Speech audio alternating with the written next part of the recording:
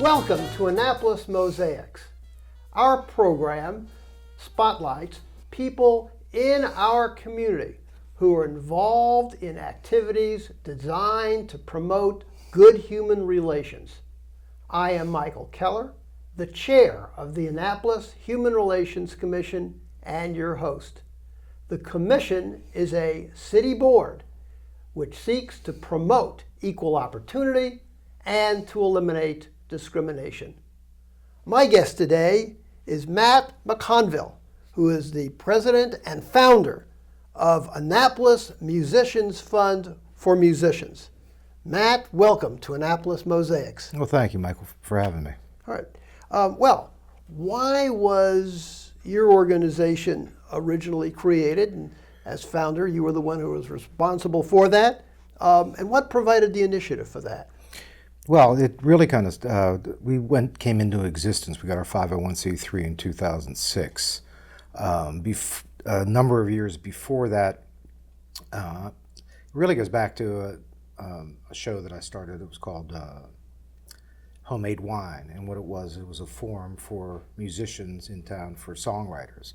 Mm-hmm. A lot of people were playing bars in this town when I first came in. Everybody was playing bars, clubs, that kind of thing, and they were all doing mostly cover stuff, cover music.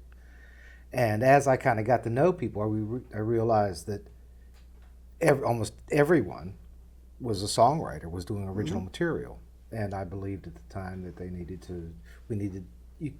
you put people in a bar, and back then everybody was a downtown scene and that kind of thing, and a lot of original music just gets lost in a bar. It's like putting a stand-up comic in the corner. You're going to miss half the jokes.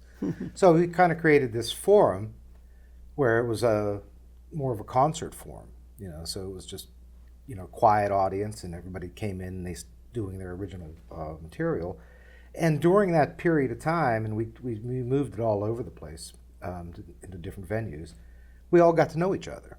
Well, one of the things that really struck me when I came into town around '92, and one of the things that struck me was that every time that there was something happened, that a benefit had to be had for anything. Somebody has a heart attack, or they have a car wreck, or anything like that. And at the time, there was two organizations. It was Larry Freed's Help, and then there was Larry Griffin's organization at the time, and they kind of crossed the board on a lot of things that happened. But the main denominator with all this is every time it was the musicians who came up and showed up for these benefits and played for the benefit, and donated their time. Well, as time went on and we got to know each other, it really kind of occurred to me that for musicians and being a musician, there was no safety net anywhere. So when we got hurt, yeah, a benefit can occur or anything, but what if we created a fund? If we created to be proactive, so when that happened, we wouldn't have to wait 3 months for a benefit or 4 months for that to get organized and put into place. And because the main thing is especially for musicians, and once again being one, you live on a razor's edge financially. So in 3-4 months, you can lose a lot, as far as, car payments and credit and all the rest of those kind of things. So that was really the beginning of it. And so after talking and dealing in a number of benefits, and Mary Bird Brown was a local player and a singer-songwriter, and she got afflicted with Lyme's disease, and we did a huge benefit at the Ram's Head for her, and that was the day that I looked to Martha Jacobs, who was a CPA and who'd been helping me a lot with the different benefits and different things of that nature, and just said, let's see if we can do this. And I had no idea about putting a 501c3 together or anything, and a lot of what's occurred since has happened really in an organic way. We had the Christmas shows. I had started the Christmas shows in 1998 at the Ram's Head, and that's all local performers just doing Christmas music, and that came from a couple of two records, Annapolis 1 and Annapolis 2 Christmas, that Steve Alexander had produced and done, and I had produced the shows for him. And then I gradually just kept doing, we expected to do a show or two. Well, in 98, that just kept going. So by the time AMFM came into existence, we had a great mechanism in place for fundraising, which started off the fund. So we took the money from that, because all the Christmas shows had always been for some type of charity. Well, AMFM became the charity, and that gave us the cornerstone for our finances. I generally find when an individual is on our show and they use the word executive director or president, but they add founder. Individuals who identify themselves as a founder usually have a strong personal tie to whatever cause they're engaged in. What kinds of things in your background can you share with our viewers that prompted you to take this initiative, Matt? You know, my father was an artist. He was a lifelong, he became a professional artist, and, you know, and he was a pen and ink artist. He was brilliant. And, you know, but we always struggled, you know, and so I grew up in an artistic community. They always were doing art shows, and they had a frame shop. So that sensibility has always been with me. And even though I've studied at, you know, a number of universities and everything else, it was always art for me. It was always music and writing. But so there was always that. But I'll tell you what it was is that the caliber of people that I began to meet in this town as far as performers. I've lived all over the place. I've been in Annapolis, the people, the artists that were here, I just really became very fond of them, you know, and there was just a need there, and it just made sense. And so I guess I don't know if that answers your question or not. It does, perfectly. Let's talk a little bit about the organization now. How many musicians do you assist each year, and approximately how much support do you provide, taken as a whole? Okay, that's I could tell you the amount, the number of musicians that we help, I can't tell you that. I could tell you that it's a very large, when you think about how many up and down, just through downtown and through West Street, how many places have live music. Anybody, the criteria for getting benefits from AMFM is very simple. You either play we have a set number of area codes, zip codes, you know, that extend all the way out almost to Severna Park now, and down through Edgewater and Mayo and everything. So anybody that lives within those area codes, if you are a professional musician and you lose work and something happens to you, you are, you know, you qualify for AMFM benefits. The other side of that is if you live outside of those zip codes and you perform at least 12 times a year within those zip codes, then you qualify. And it's just really that simple. But I could tell you that we've been in existence since 2006.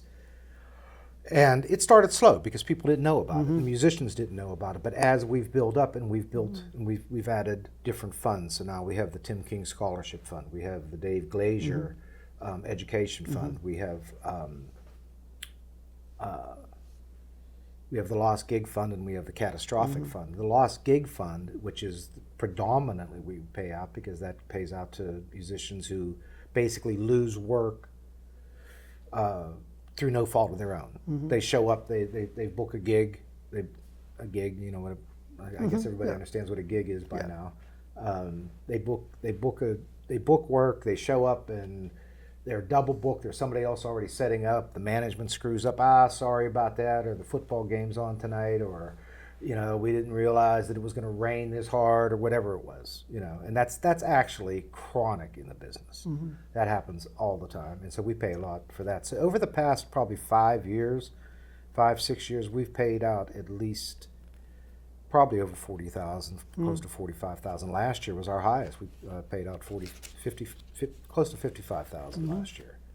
Now that takes into account also the money that we're spending for the scholarship. We just, you know, we put out for the scholarships and for the education fund. So what are the most frequent reasons that musicians receive assistance from you? You've mentioned that it can be situations in which the management simply pulls the plug on a performer. Are there other reasons that you find are pretty predominant? Well, in the lost gig fund, that's when we pay. If somebody shows up and they have something on their books, and it's verifiable that they have booked this work, and they lose that work once again through no fault of their own. Right. And we could pay them up to 150 person, Okay. 150 per man, per player. The other side of that is the catastrophic fund. And what's that used Now, for? the catastrophic fund is we pay out a lump sum.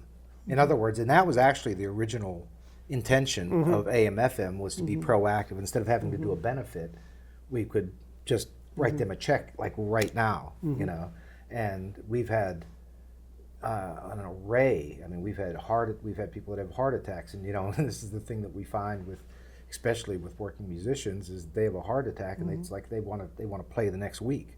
So this gives them, I always call it, gives them a chance to catch their breath. And we've paid up, I think our highest totals have been like $8,500. Of just cutting them a check. We've had heart attacks. We've had bike accidents. We've had amputations. We've had all kind of things. And this is the thing to think about, is that we had one, and I used to describe this before. People would ask me, well, why do you do this, or what's the need here? And I said, well, okay, think about it. If a musician breaks his finger, and he's a guitarist, he performs, what's he do? I mean, he can't go get workman's compensation. He's not going to get anything. For one thing, you're self-employed. So then a lot of these people don't even have medical insurance or anything. But it's just as far as earning a living, how do you do that? Well, it turned out that we had, just a couple of years after the inception of AMFM, we had somebody literally pushing their bag. They had you're loading, you have equipment, so you're loading in and you're loading out, and at the end of the night, and he was talking to somebody and he was putting his equipment in his car, and he had a bag full of cables and things like that. And as he pushed it in, he dislocated the finger, just completely ripped his finger up that he couldn't use. And so he was almost like my poster boy, because look what happened to him. That's exactly what happened. He was out. He had to get therapy. I mean, he was out for 8 months, and we were able to provide him, with a portion of his income. We basically, allowed him to not go completely under because of it. Well, that's a fascinating story, Matt. Do you have any others about musicians whom your organization has helped over the years that you feel are really especially meaningfully for you? Yeah, that's probably the most meaningful, because once again, that illustrates where, how fragile the business can be, for a working musician. But we've had, there's been a number. I don't know that I could quite point out. I mean, we've had people lose their voice. They've had to have voice surgery to get nodes taken off, things like that completely knocked them out. We had one that it was a nerve thing that he ended up having to get amputations done.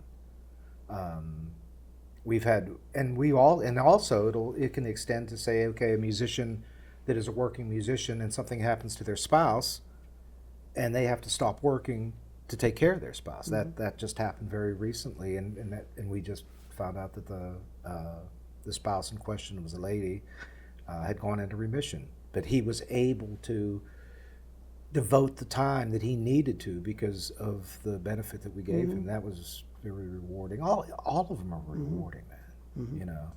And one of the things that I tell many of the musicians, because nobody wants to be a recipient of charity. You're talking about very independent-minded people, and that are used to making it on their own. And I've known before AMFM was in existence. Before there, how many of these musicians played very sick or very injured and performed because they needed the money. I've done it. I played through a gallbladder attack. Because I wanted to make sure I stayed there long enough to get paid.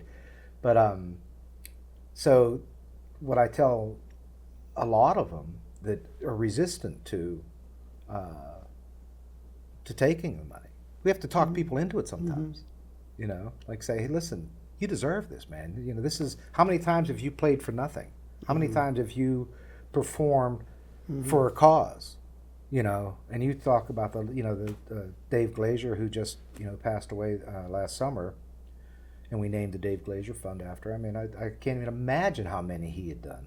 You know, the one musician in this town that just springs to mind, and he was actually the one I talked about the most because every time I saw any kind of benefit, Dean Rosenthal's name was on the bill. You know, so there's so many of these guys that have been around this town. You know, the Dave Glaziers, John Van Dykes, Dean Rosenthal's, Meg Murray, Brian Ewald. It just goes on, and any time that you can, and most of those, almost every one of them, we had to talk into, like, we can help, man. This is what it's for. You've earned this, And now, because all of just a majority of the money that we get are from the shows that we do. So the musicians donate their time. It's their organization. You made earlier reference to the gig economy, and there are indeed many people today who are part of that emerging trend in our society. And there's also a lot of people who are part of the gig economy who find themselves, for one reason or another, needing assistance. What is it about musicians that make them especially deserving of support, and what do they contribute to the community? Well, that's like an age-old question, isn't it? I mean, really, you could go back to the Renaissance and why, they had patrons show up because, to take care of the artist, that type of thing. What does art provide to a culture? It's the same thing whether it's musicians, whether it's writers, whether it's painters, sculptors, photographers, dancers. I mean, this is something that, and if you're asking, me, I could look at it from a standpoint of, we provide something that life doesn't.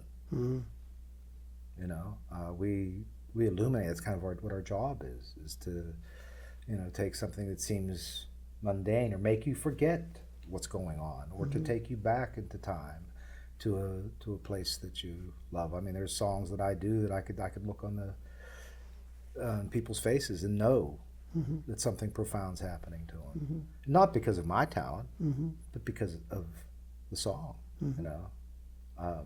And it's the same thing with anything else. Why do you read a novel? Why do you have put paintings on your walls?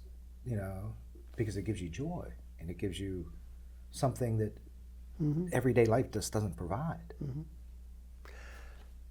You made reference earlier that since your founding in 2006, that the objectives of the organization have broadened out. You mentioned a number of these, and I'd like to talk about each one in greater detail. Sure. You can share it with our viewers. The first is that you now fund music lessons for talented students at the Bates Middle School's Performing Arts program. Yeah, could you tell us? Naptown Sings. Right, Naptown Sings. Could you? We got. What's that all about? Yeah, that began when we really kind of conceived of the scholarship fund, and we wanted to do it in two parts. One, we wanted to be able to provide private lessons. For any teacher of music, anybody who's been involved in any music programs, knows that there's always one or two, or I hope could be one or two kids that are just right on that cusp. A lot of them are going through they're in the band, they're having fun, they're learning an instrument, but there's always like that one or two students that just, man, if they just had that extra push, that can't afford to do it, they can't do it, they can't, don't have the access to it. And so that was kind of the idea, was to target students like that. And the best way to do that were the people that were dealing with them and teaching with them. And so we started that basically as a pilot. Hopefully as we move along and as we're able to afford it, we can extend the program. But by going into the school, we have Max Vanderbeek, who is a music director over there, and he has been in charge of the program over there, for us, bringing the teachers in. But we can do everything within compliance of the school. And because one of the other stumbling blocks is for some of these kids, we could say, okay, hey, we're going to give you money to have private lessons, but they have no way of getting there. So we eliminated all these problems, and so they do it right within the school and within school time. They were able to manage that time wise. The other side of that was creating a scholarship and a benefit for somebody who was leaving high school to go and major in some type of music performance. Right. And it took us a long time to finally get that going. Last year was our first recipient. Last year was our very first one, and we just awarded our second recipient this year, and that's a $5,000 scholarship. And that's the Tim King Music Performance Scholarship. Tim King Musical Scholarship. Tim King was a great friend of mine who passed away back in 2011, and he was a long-time performer in this town. He was a musician, writer, actor, and a teacher. And so we are honoring Tim with with that. And you also made reference a couple times during our conversation about the David Glaser Education Fund, which as I understand it, funds a grant for a summer program to support underprivileged youth who have shown creative promise. Sure. Yeah, that was actually one of the earlier once we got up and rolling with AMFM. We started with the Lost Gig Fund, which was called the Emergency Relief Fund, and then we were finally able to get to the Catastrophic Fund. And so we were able to start, as we were learning the pitfalls and what hoops to jump through with the IRS and how just how this whole nonprofit thing works. We were able to start adding ones, and that was an early one. I guess it's been about 6-7 years now that we've been able to do it, and that's it has to go to another 501c3 nonprofit. In other words, we just get somebody says, okay, we're going to have a summer camp and it's going to be music. Can you give us money? If they're not a 501c3, then we can't use that fund for that. No, that's actually correct. If you're a 501c3, you've got to give to other 501c3s. There has to be a direct transfer in that way. Otherwise, you could have a problem with the legality of it. Absolutely. And so in the past 7 years, 6-7 years, and I'm not real sure on the math on that, we were able to give, I believe, $4,000 to Creating Communities, who does their summer camp, and that's Rob Levitt's group. Yes. And I'm sure you had Rob on here. I have. I know Rob very, very well. Oh, okay. He's a terrific performer and a very generous individual. Yeah, Rob's one of the great players in this town. Yeah. On the East Coast. Yeah. Which I thought leads me to one additional question, since you mentioned Rob by name, and we both know him, is how can local musicians become involved to helping your organization? And how many already do? Oh, man. I mean, I just want to go back real quick, because this is the first year that we actually kind of split up it was also the first year we named the fund that we were talking about, the Dave Glaser Fund, because Dave had passed away. And anybody who's been in this town that has gone anywhere musically, unless you've lived under a rock, you know who Dave Glaser, Van Dyke and Glaser are in this town. They were when I first came here, I mean, they were the best bar band I'd ever seen in my life. So we all know who Dave Glaser is. But this is the first year that the fund has been called the Dave Glaser Fund. And the other thing is this year we gave money to Rob's group and to the Peabody Institute. Okay. So, and we can move on from that. So, my question is, you do a lot of work helping musicians in this community that you described here. To what extent do musicians get involved with your organization to provide help? And what kind of assistance would you be looking for from them? And how many are already involved with you? That's kind of the beauty of what we do. You know, because the thing is the musicians, one of our leading supporters, you know, year in year out is East Puerto Rican, and they have you know, generously given to us every year. East Puerto Rican, as everybody knows, is a wonderful musical festival that happens over in Eastport. Every one of the players that play in that they volunteer their time, right? So all the money that's taken in there, now they split up their benefit to a number of different organizations, and which is fantastic but it just shows how much support they're getting. But it's the musicians that are doing it, you know. They're the ones who are providing music all day and night, you know.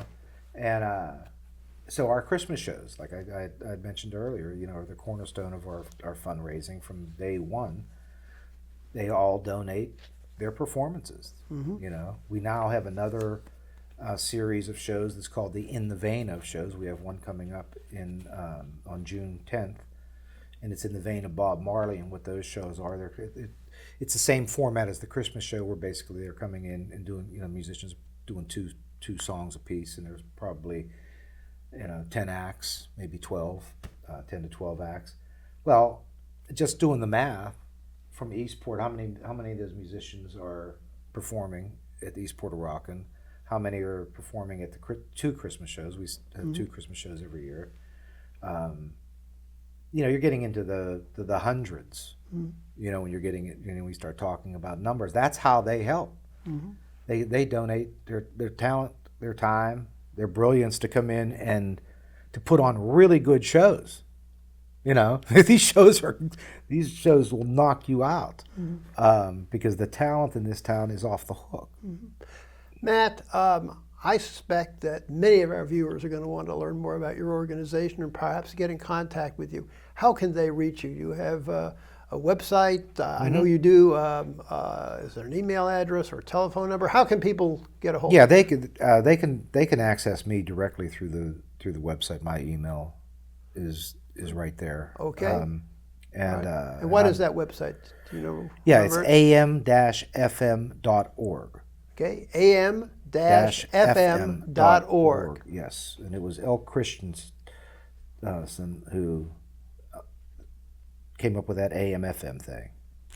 Thank you for viewing our program today, and please join us again on Annapolis Mosaics. If you would like to have more information about the Annapolis Human Relations Commission, jot down the information on your screen. You can reach us at 410-263-7998 or by email at hrcommission@annapolis.gov, or check out our page at the City of Annapolis website. Go to www.annapolis.gov, click on the city government icon, then Boards and Commissions, and you can scroll down to the Human Relations Commission page. And always remember the words of Dr. Martin Luther King Jr., who said, "We have flown the air like birds and swum the seas like fishes, but have yet to learn the simple act of walking the earth as brothers and sisters."